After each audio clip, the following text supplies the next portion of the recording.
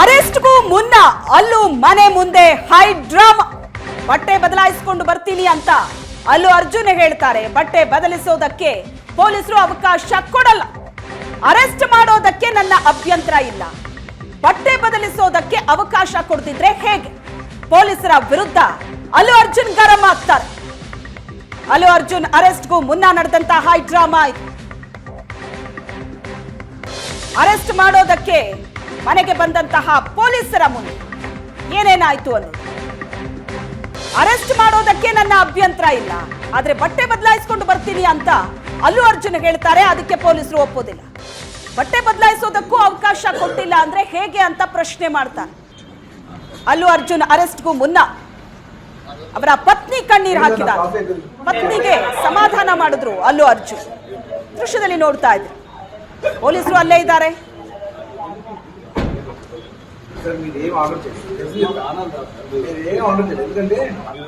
December 4ರಂದು cinema ರಿಲೀಸ್ನ ದಿನವೇ ಆದಂತಹ ಘಟನೆಗೆ ಸಂಬಂಧಿಸಿದಂತೆ ಡಿಸೆಂಬರ್ 4 ಹೈದರಾಬಾದ್ನಲ್ಲಿ ಸಿನಿಮಾ ರಿಲೀಸ್ ದಿನ ಥಿಯೇಟರ್ಗೆ ಭೇಟಿ ಕೊಟ್ಟಂತಹ ಅಲ್ಲು ಅರ್ಜುನ್ ನೋಡೋದಕ್ಕೆ ಅಂತ ಅಲ್ಲಿ ಸೇರಿದಂತ ಅಭಿಮಾನಿಗಳು ಮುಗಿಬೀಳ್ತಾರೆ. ನೂಕು ನುಗ್ಗಲಾಗತ್ತೆ, ಕಾಲ್ ತುಳಿತ ಆಗತ್ತೆ, ಒಬ್ಬ ಮಹಿಳೆಯೇ ಪ್ರಾಣ ಬಿಡ್ತಾರೆ. ಇದಕ್ಕೆ ಸಂಬಂಧಿಸಿದಂತೆ ಮಹಿಳೆಯ ಪತಿ ದೂರು ಕೊಡ್ತಾರೆ, ಎಫ್ಐಆರ್ ಆಗತ್ತೆ. ಈ ಎಫ್ಐಆರ್ ರದ್ದು ಕೋರಿ ನಟ ಅಲ್ಲು ಅರ್ಜುನ್ ಹೈಕೋರ್ಟ್ ಮೊರೆ ಹೋಗಿದ್ರು. ವಿಚಾರಣೆ ಇನ್ನೂ ನಡೆದಿಲ್ಲ, ಆರಂಭ ಆಗಿಲ್ಲ. ಅಷ್ಟರಲ್ಲಾಗ್ಲೇ ಅಲ್ಲು ಅರ್ಜುನ್ ಅರೆಸ್ಟ್ ಆಗಿದ್ದಾರೆ. ಈ ಬಗ್ಗೆ ಹೆಚ್ಚಿನ ಡೀಟೇಲ್ಸ್ ಅನ್ನ ಕೊಡ್ತಾರೆ ನಮ್ಮ ಪ್ರತಿನಿಧಿ ಅಮಿತ್ ಸಂಪರ್ಕದಲ್ಲಿದ್ದಾರೆ. ಅಮಿತ್, ಅಲ್ಲು ಅರ್ಜುನ್ ಅರೆಸ್ಟ್ ಆಗೋದಕ್ಕೂ ಮುನ್ನ ಒಂದು ಹೈ ಡ್ರಾಮಾ ನಡೀತು ಅಂತ ಈಗೇನ್ ಮಾಹಿತಿ ಬರ್ತಾ ಇದೆ. ಏನಾಯ್ತು ಅಲ್ಲಿ? ಬಟ್ಟೆ ಬದಲಾಯಿಸ್ಕೊಂಡ್ ಬರ್ತೀನಿ ಅಂತ ಹೇಳಿದ್ರು ಸಹ ಪೊಲೀಸರು ಕೇಳಲಿಲ್ಲ. ಅದನ್ನ ಪ್ರಶ್ನೆ ಮಾಡ್ತಾರೆ ಅಲ್ಲು ಅರ್ಜುನ್. ಕೊನೆಗೆ ಪೊಲೀಸ್ ಜೀಪ್ ಅಲ್ಲೇ ಅವ್ರನ್ನ ಕರ್ಕೊಂಡು ಹೋಗ್ತಾರೆ. ಖಂಡಿತ ಶ್ವೇತಾ, ಈ ಒಂದು ಕೇಸ್ ವಿಚಾರದಲ್ಲಿ ಎಲ್ಲೊಂದು ಕಡೆ ಅಲ್ಲು ಅರ್ಜುನ್ ಇದನ್ನು ತುಂಬ ಹಗುರವಾಗಿ ತೆಗೆದುಕೊಂಡಿದ್ರು ಅಂತ ಅನ್ಸುತ್ತೆ. ಯಾಕಂತಂದರೆ ಅವರು ನೋಟಿಸ್ ಕೊಟ್ಟಾಗ ಉತ್ತರ ಕೊಟ್ಟಿರಲ್ಲ.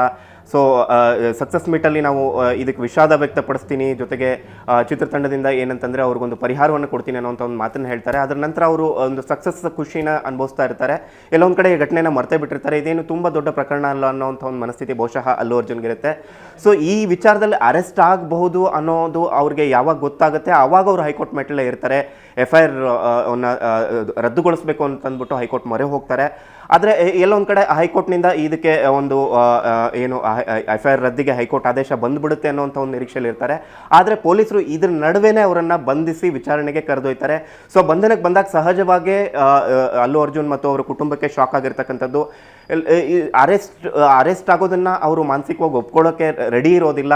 ಸೊ ಈ ಒಂದು ಬಟ್ಟೆ ಬದಲಿಸಿ ಬರ್ತೀನಿ ಅಂತ ಅಂದ್ಬಿಟ್ಟು ಅಲ್ಲು ಅರ್ಜುನ್ ರಿಕ್ವೆಸ್ಟ್ ಮಾಡ್ಕೊಂಡಿರ್ತಕ್ಕಂಥದ್ದು. ಅದಕ್ಕೆ ಪೊಲೀಸರು ಒಪ್ಪೋದಿಲ್ಲ. ಈ ಕ್ಷಣವೇ ನೀವು ನಮ್ಮ ಜೊತೆ ಬರಬೇಕು ಅಂತಂದ್ಬಿಟ್ಟು ಒತ್ತಾಯಿಸ್ತಾರೆ.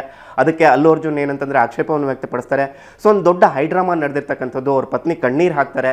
ಸೊ ಇದೆಲ್ಲವೂ ಕೂಡ ನಡೆದಿರ್ತಕ್ಕಂಥದ್ದು ಹೇಳ್ಬೋದು. ಯಾಕಂತಂದರೆ ಎಲ್ಲೋ ಒಂದು ಕಡೆ ಈ ಒಂದು ಸಕ್ಸಸ್ ಸಂಭ್ರಮದಲ್ಲಿ ಇಂಥ ಒಂದು ಘಟನೆ ನಡೆಯುತ್ತೆ, ಅರೆಸ್ಟ್ ಆಗ್ತೀನಿ, ನಾನು ಜೈಲಿಗೆ ಹೋಗ್ತೀನಿ ಅಂತಂದ್ಬಿಟ್ಟು ಯಾವುದೇ ರೀತಿಯಲ್ಲಿ ಅಲ್ಲು ಅರ್ಜುನ್ ಆಗಲಿ ಅವ್ರ ಕುಟುಂಬದವರಾಗಲಿ ನಿರೀಕ್ಷಣೆ ಮಾಡಿರಲಿಲ್ಲ ಅನಿಸುತ್ತೆ. ಸೊ ಈ ಒಂದು ಕಾರಣಕ್ಕೆ ಈ ಒಂದು ಹೈಡ್ರಾಮಾ ನಡೆದಿರ್ತಕ್ಕಂಥದ್ದು. ಸದ್ಯ ಏನು ಅವರು ಬಂಧನ ಆಗಿದೆ, ವಿಚಾರಣೆ ನಡೀತಾ ಇದೆ.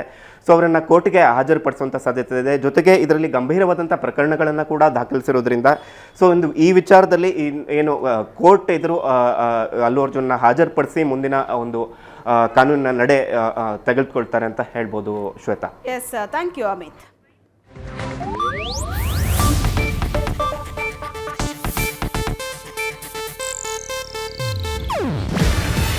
ಇದು ಏಷ್ಯಾನೆಟ್ ನ್ಯೂಸ್ ನೆಟ್ವರ್ಕ್ ಪ್ರಸ್ತುತಿ. ನೀವು ನೋಡ್ತಿದ್ದೀರಾ ಏಷ್ಯಾನೆಟ್ ಸುವರ್ಣ ನ್ಯೂಸ್.